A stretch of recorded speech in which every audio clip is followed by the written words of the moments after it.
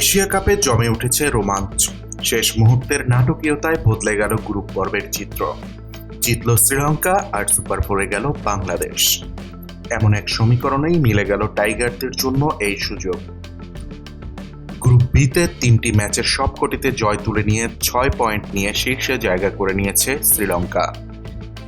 অন্যদিকে 2টি জয়ের ভরসায় 4 পয়েন্ট নিয়ে রানার্স আপ হয়েই বাংলাদেশের পথ চলা থেমে থাকেনি, বরং আফগানিস্তানের হারের সুবাদে নিশ্চিত হয়েছে সুপার ফোরের আসন।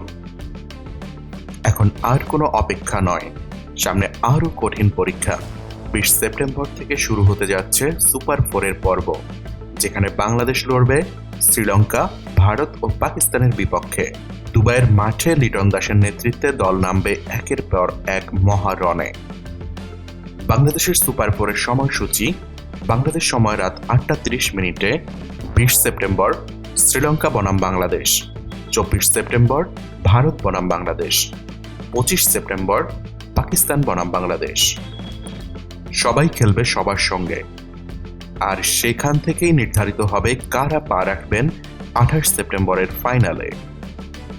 বাংলাদেশ কি পারবে চূড়ান্ত লড়াইয়ের টিকিট কেটে নিতে?